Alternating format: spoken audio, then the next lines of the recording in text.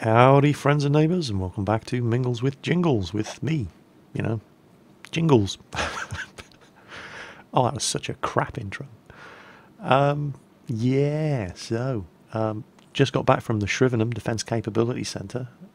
There's all sorts of things at Shrivenham. It's an RAF air station. It's the British Military Academy. There's the Defence Capability Centre. There's a whole bunch of other different things that are there. We went to the Defence Capability Centre, and we did get to climb around with the video camera inside, amongst other things, a Challenger 2.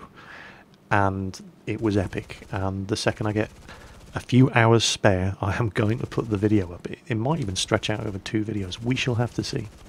It's worth pointing out, by the way, that to my knowledge, nobody has ever filmed the inside of a Challenger 2. There's an excellent chance that I'm the first person in the world to put video footage of the inside of a Challenger 2 up on the internet. So, that's nice. Now, the Bearcat in War Thunder. I must admit, when I realised it only came with 50 caliber machine guns, listen to the rate of fire of those machine guns. I needn't have been worried. It's at least double the rate of fire of the M2 50 cals that most other American aircraft come with. So this thing chews stuff up. It's been a lot of fun to fly. I haven't been particularly good in it, but it's been fun. Speaking of War Thunder, Duxter are thinking of opening a War Thunder portal. Now, those of you in the World of Tanks may already be aware that there is a World of Tanks Duxter portal up, and it basically provides everything that you get on the official World of Tanks site, plus more. They run contests all the time. They're always doing giveaways, stuff that you can win stuff for World of Tanks and so on and so on. They've got videos from myself, Circumflexers, Sidestrafe, Quickie Baby, all appear on their website. Pretty much the same stuff that you see on YouTube, but they're also available on the Duxter portal, and they want to do something similar for War Thunder, and this is where you come in. In a nutshell, Duxter are running a survey. They want to know what sort of content you want on a War Thunder portal over on the Duxter website. So this is where you get the chance to get in on the ground floor and basically decide what sort of stuff is going to be on Duxter's War Thunder portal. So, link popping up on screen right now. It's also in the video description. If you're even remotely interested in War Thunder, I'm very impressed with what Duxter have done with their World of Tanks portal, and the fact that they're actually inviting you to decide what is going to appear on their War Thunder portal is great, because you get to decide the content that you want to see. So there's that. Link obviously also in the video description down below. And of course, if you're not already signed up to Duxter's World of Tanks portal, then why aren't you already signed up to Duxter's World of Tanks portal? It's like Facebook for tankers. Check it out, give it a look. If you need a link, link also popping up on screen and in the video description down below for their World of Tanks portal too. I was actually just on Duxter's World of Tanks portal today, and I was looking through the various different communities. Apparently there's a Jingles fan club. I've applied for membership. I'm not sure if they'll have me. Anyway, the World of Tanks patch 8.9 test server, as I'm sure you're all aware, is up, and there's a whole bunch of, amongst other things, it's mostly about the new German tank destroyer line, starting at tier 4 with the Marder 38T and going all the way up to tier 10 with the new auto-loading Waffenträger E100, or as I insist on calling it, the Waffle Tractor. And a couple of things are constant. There are a couple of things you can always guarantee whenever you do something on the internet. Somebody is always going to take offence at anything that you do, regardless of how inoffensive you may think it is.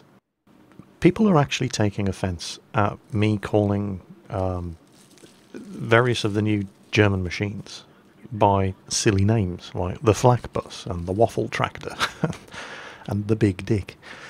Rather than the proper names of the vehicles. And I make a joke about it in the videos, saying, Germany, you've got nobody to blame but yourselves for making your language so hard to pronounce. And people are actually taking offence at this.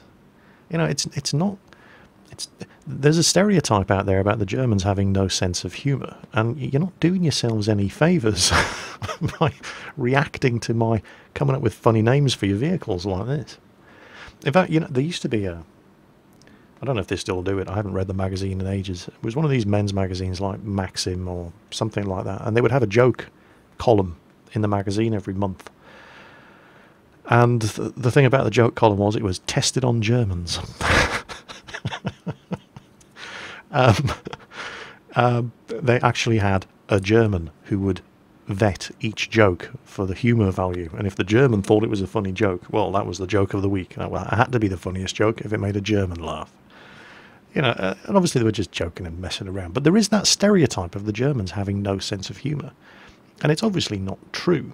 They just have a different sense of humour, that they find things funny differently to the way the rest of us do. And I think that a large part of it is down to the way their language works. Now, before I get myself even deeper into trouble with Germany, I must hasten to point out that yes, I know I'm making a broad generalisation here. I am sure there are millions of Germans who love a good dick joke just as much as anybody else. But there is a definite stereotype out there that Germans don't have any sense of humour, and it's obviously rubbish, but there's got to be a reason for the stereotype. So I've been, and I genuinely believe it's because of the way the German language works. Now, I love the German language. I'm notoriously bad at speaking it, but I am absolutely fascinated with the way the German language works differently to any other language that, well, certainly that I'm aware of. And I'm not talking about stuff like, you know, grammar and the way verbs are put together and past tense and present tense and, you know, complicated stuff like that, especially if you don't speak the language, but just the way German words are put together, which I think is absolutely fascinating. Now, a lot of people, and myself included, at first, when you look at German words, you think that it's a monstrously complicated language because the words are, I mean, let's take an example.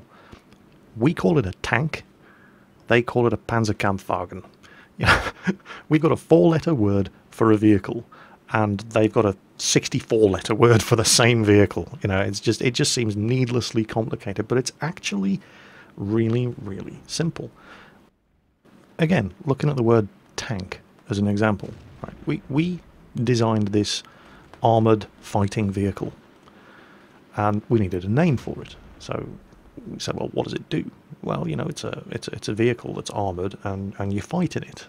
Oh, okay. Well, we need another word for it. What are we going to call it? And various different ideas were floated, and somehow, and there's a whole different story behind how the word tank was settled on, which I'm not going to go into here, which I'm sure somebody will in the comments. But eventually, these things that you're looking at right now on screen in the English language became known as tanks. But of course, the word tank already existed in the English language. A tank was a container that was used to store liquids. So, you know, fuel tank, oil tank, gas tank, things like that. So there's a certain fuzziness and imprecision, if you like, in the English language that just doesn't exist in the German language.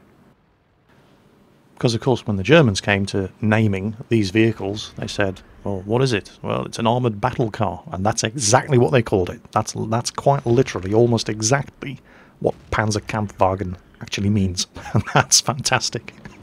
There's no imprecision there whatsoever. You know exactly what you get.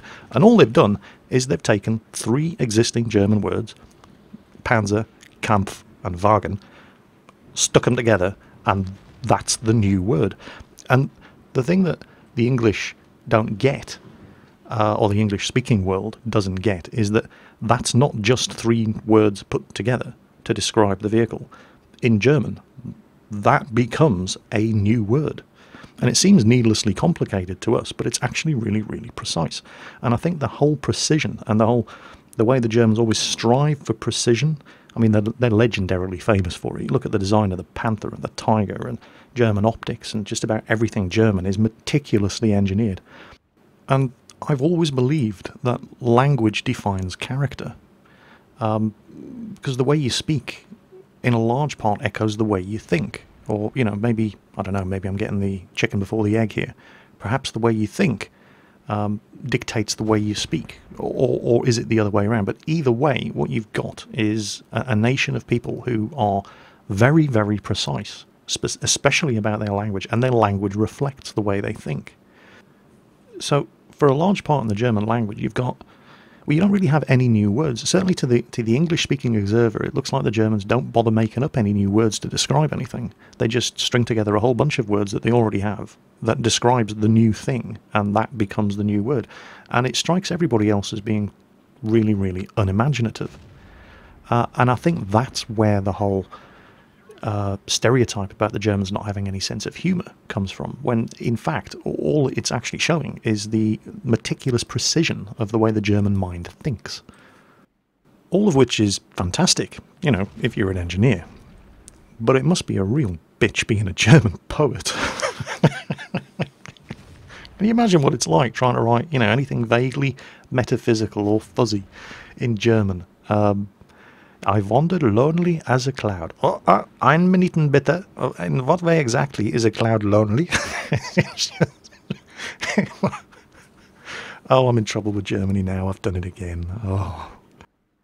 But, you know, there is this is the reason why I love the German language. It's because of the precision of the way they put their words together, even though I don't understand most of it. But you can see, you know, when you see one of these German names for something and it's like 13 syllables long, you know that is not a new word. I mean, it is a new word as far as the Germans are concerned, but you will be able to break that word down into a whole bunch of other existing German words that perfectly describe what the new thing is.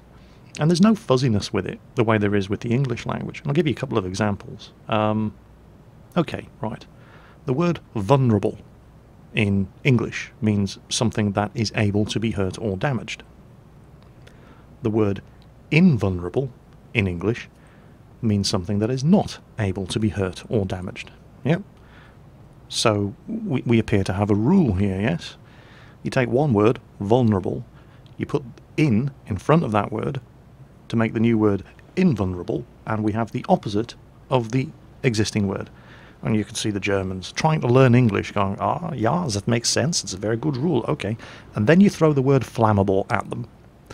Flammable in English means something that can be set on fire.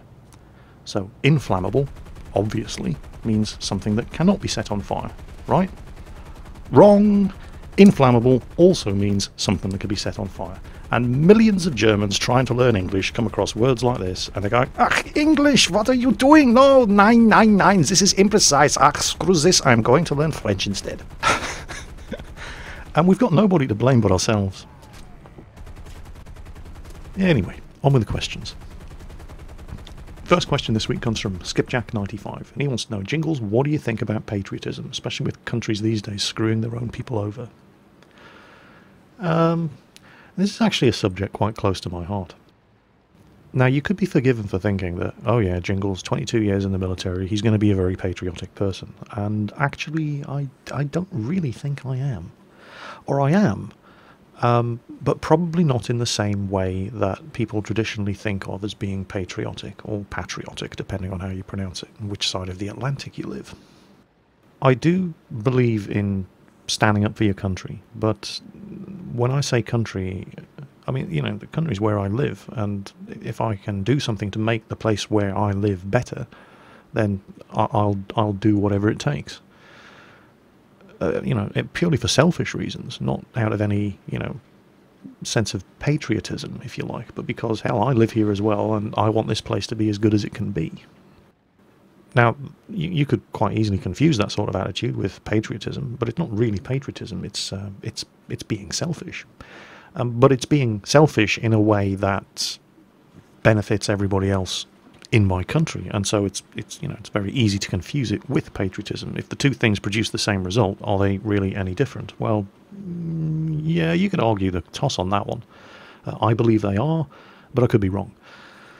Now, the kind of patriotism that most people think of is, the Americans are famous for a phrase, "My country, right or wrong."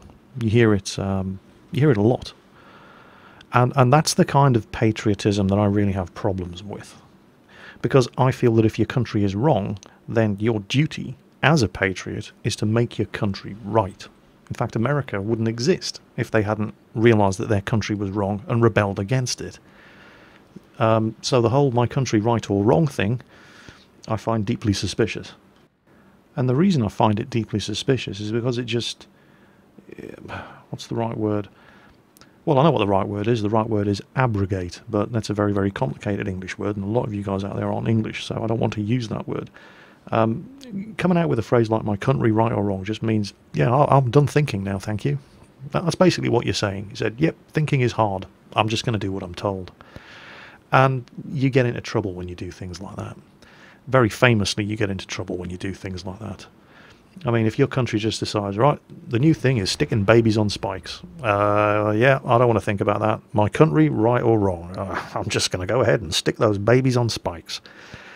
And you can laugh. That's a ridiculous example, Jingles. Something as extreme as that would never happen. Okay, let's think of another example. Let's say your country decides that it really doesn't like black people, gypsies, Jews, intellectuals, people who think for a living, and it's going to round them all up and kill them. Well, surely that would never happen. Hang on a minute. I think you're going to find that my country, right or wrong, is directly responsible for that sort of thing happening. If people had just stopped to think about what it was they were actually doing instead of disengaging their brain and just doing what they were told, then the world might be a slightly better place in which to live. I prefer thinking, I'm afraid, rather than just being told what to do and saying, yep, there's nothing wrong with it, my country told me to do it.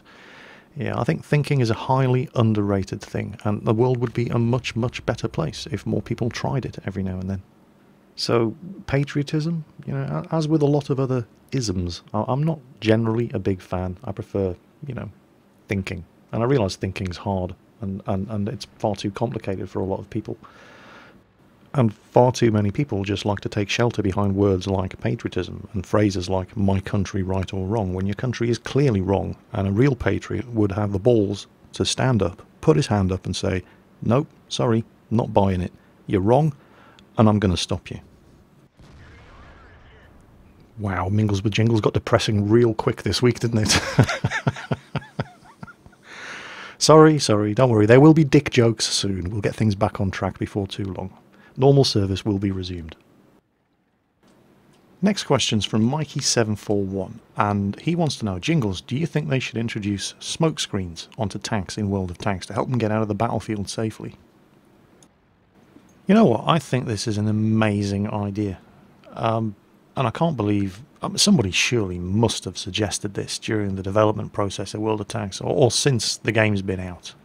It must have been suggested. Imagine you could have a smoke generator as a one-shot consumable on your tank. So if you get in the shit, there is no cover available, you need to get the hell out of there, you pop smoke. And I don't know what the mechanics would be. As long as you're within the smoke screen, it reduces the range at which you can be detected by enemy vehicles by 50%. I think it'd be a great idea, but don't just stop there. What if artillery could also lay smoke? Give a fourth kind of artillery shell, a smoke round. Wargaming are always going on, and even today they're just repeating this bold-faced lie about how artillery reduces camping, and they say it with a perfectly straight face. Really? Seriously? Oh, right, okay. Well, you know what? If artillery could fire smoke shells, artillery would reduce camping. Imagine if your artillery could lay a smoke screen over a choke point so that you could advance through it without getting raped by tank destroyers. That would reduce camping. I think it would be a fantastic idea. Imagine all of those maps where you've got these really deadly choke points that is just suicide to go through, and you're the top tier heavy tank on your team, and you look at the lineup and you look at the map that you're on and you realise, shit, I'm going to have to take the lead here and just get slaughtered breaching this choke point. And you might actually hear me saying, damn, I wish we had some artillery for the first time ever. Because in situations like that, if artillery could lay a smoke barrage and actually provide cover for friendly tanks, it would just be, it'd be fantastic. I think it would add a whole new layer of depth to the game. And I'm not entirely sure. I mean, there has to be a technical reason for why they haven't done it. I can't think of a single practical reason, gameplay-wise reason for why there isn't smoke in the game. I mean, smoke is in the game. You're looking at smoke now. There's volumetric smoke all over the place.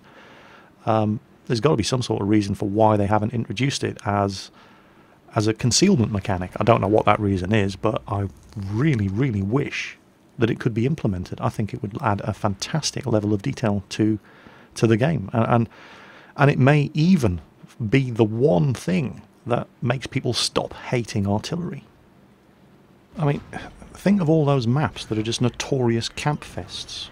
Redshire, Malinovka, Prokhorovka, and think of just how much more exciting it would be to play if you could just get things moving by the simple expedient of laying a smokescreen, laying something where there is no cover to provide cover for just to encourage people to get their arses moving. I think it'd be fantastic. And of course, let's not forget the potential for comedy as well. Let's say you're in your T-92, American Tier 10 artillery. Enemy artillery is spotted on the map. You're already poised and ready to go for counter-battery fire. All you have to do is land a shell in the same postcode as this enemy artillery in order to knock him out with a splash damage from your massive gun. And you've accidentally loaded high explosive instead. Yeah. Oh, enemy artillery no longer spotted because you've just given him a smokescreen. It'd be hilarious. Imagine how funny the light tank driver who was 100 meters away and about to take the shot. Just imagine how funny he would find it. So, yeah, potential for abuse and comedy value, obviously, but you can't stop people from derping. I mean, I managed to get a derp moment in just about every video I make, let alone when I'm playing the game. But as a gameplay mechanic, yeah, definitely, it would be fantastic. It would just open up so much more tactical aspects of the game. And Wargamer would finally be able to say, with a straight face, that artillery reduces camping, and we wouldn't actually be able to laugh at them anymore. And you might, for once, for the first time ever, actually hear me saying in a video, right, it's a Tier 10 game, I'm here in my Tier 9 medium tank, we're on Malinovka, and we've got no artillery. Shit. Stranger things have happened. Next question comes from Alex Crawford, and he wants to know, Jingles, when you started playing World of Tanks, were you as good as you are now, or have you improved over time? Okay, I'm probably going to take some time to answer this one, Alex. First of all, there's a quote from the rock star Billy Joel that I like to use in this sort of situation. And Billy Joel was quite famous for saying, I am merely competent, but in an age of incompetence, that makes me extraordinary. I am really not that good at World of Tanks. I'm not very good at all at War Thunder. In World of Tanks, I am better than average, but the only reason I'm better than average is because the average is so mind-bogglingly bad that it just defies description. Now, when I started playing World of Tanks, I did not have clue number one, as most people don't when they start playing a new game, especially in a competitive environment like a PvP game, where you're immediately thrown against... Well, it's not so much the case at Tier 1, where the majority of people that you're playing at Tier 1 also have no clue what they're doing. But you get the professional seal clubbers. If you were to look at the stats of the people in World of Tanks with the highest win rating, you'll see people with 90% win rate, and all they ever play are Tier 1 and 2 premium tanks. They're professional seal clubbers. Most of the time you're not going to be facing against people like that. You're going to be playing off against people who are at the same level of incompetence as you are. But there's a principle called the Peter Principle. You may have heard of it, and it basically states that people will rise to their level of incompetence. And the way it works is like this. Say you have a job at a certain level and you're good at it. It's noticed that you are good at it and you get promoted to the next level. You're quite good at the next level. It's noticed that you're quite good at the next level, so they promote you to the next level. You're incompetent at the next level, and it's noted that you're incompetent at the next level, so you do not get promoted any further. But that leaves you working in a position where you are incompetent. This is called the Peter Principle. Now, you don't get the Peter Principle in World of Tanks, because there is absolutely nothing to stop you from rising past your level of incompetence. Right? Lose enough games, anybody can drive an IS-7. And the thing about the truly incompetent is that they don't know that they're incompetent. Right? You cannot. Somebody who is truly incompetent cannot be told that he or she is incompetent. They do not realise. They think that they're good at what they do. And the reason for their continued failure is always somebody else's fault. Shitty map. bad matchmaking, noob team.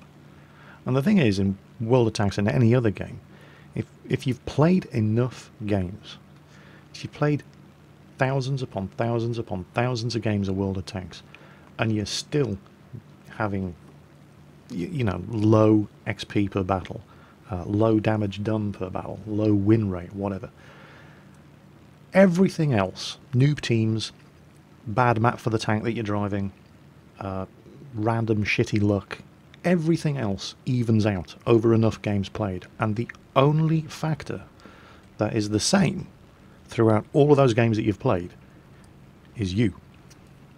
And there's nothing else you can blame your shitty performance on. Now, getting back to me, I believe that my level of incompetence, if you like, in World of Tanks is tier 9. I'm still pretty good at tier 9, but I just suck at tier 10. Bizarrely enough, I'll do better in a tier 9 machine and a tier 10 match than I will in a tier 10 machine and a tier 10 match. I just have no luck. Well, I'm incompetent. It's not, luck has nothing to do with it. I am incompetent at driving tier 10 machines. But I recognise my level of incompetence. The truly incompetent will never blame themselves for their failure. It's always somebody else's fault.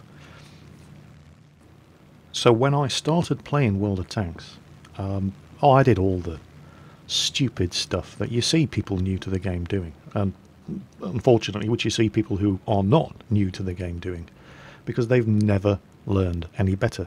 They've exceeded their level of incompetence. They're playing tanks that they have no business playing, because World of Tanks allows you to do that. And I think it wasn't until, I think for most people, it's not until you reach tier 7 or 8, with usually around about 4,000 to 5,000 games played, before you really start getting to grips with the way the game is supposed to work. And I get a lot of comments from people who are sort of at that level, and they have appalling stats. And they say, does this make me a bad player? Well, no, it doesn't. It makes you a new player. It makes you a noob. And I don't mean that in a bad sense. But the fact that you have actually opened your eyes, looked at your stats and said, you know what, they're shit, means that you are not incompetent. All right? That's not a bad thing. It means you are aware that you're not doing well. The truly incompetent cannot be told that they are incompetent. Right? It's always somebody else's fault. The fact that so many people put comments in the video saying, Jingles, my stats are this and this and that, and they're really, really bad. You know, am I a bad player? No, absolutely not. You know, self-realization is the first step towards improvement. The fact that you know you suck is fantastic, because it means you are not institutionally incompetent. Also, and I cannot stress this enough, the overwhelming majority of players are going to suck for the first few thousand games. Your stats, and too many people focus and obsess over stats, and I've been guilty of this myself in the past, and it's wrong. Because when you're down there at tier 1, 2 and 3, driving a machine that only does 40 damage per shot, you're never going to get a game with 6,000 damage done, the way you can, if you're any good and lucky, in tier 8, 9 and 10. Right, so yes, your stats are going to look shit by comparison to people who have played the last 10,000 games in tier 8, 9 and 10 matches. Of course they're going to look bad. They're going to look bad because of that, and also because you're going to suck for your first few thousand games anyway. And once you realise what you're doing wrong and start to get better at it, and are also driving more powerful tanks that are capable of doing more damage, well, you've got 5,000 games worth of sucky performance to catch up on. And of course, the more games you play, the more games you need to play to make your stats recover, if you like, from that initial 5,000 games played where you absolutely sucked. So it's very, very hard when you're at that 7,000 or 8,000 games played level, where you're starting to figure out how stuff works. It's very, very hard to improve your stats because you've played so many games that sucked. This is massive. I was a noob at World of Tanks drag factor on your stats. So I keep telling people at that sort of level, just don't worry about your stats, right? With that, and I know it sounds ridiculous what I'm saying, with 7,000 to 8,000 games played, with that few games played, your stats are mostly meaningless. The fact that you know you have been sucking and are trying to improve speaks far louder than any, arbitrary stats page on the World of Tanks website. Don't worry about it. Just the fact that you recognize that you have been incompetent and are actively trying to get better says a lot more than a stats page ever will. And funnily enough, talking about this subject of being promoted to your level of incompetence I think is about the right time. And people have been asking me this question in just about every video I have put up over the course of the last year. Jingles, what rank did you get promoted to when you were in the Navy? And I've never answered it. And yeah, this is probably the right time to answer that question. The highest rank I ever achieved in 22 years service in the Navy was leading rating. And for those of you who have no clue about naval ranks, that's basically the equivalent of corporal. And you might be sitting there thinking, geez, 22 years and you only got promoted once. That's a bit shit. Yeah, it is. It would be incredibly shit if you were actively seeking promotion, but I never did. And the reason for that, well, when I first joined the Navy, I joined up as a radio operator.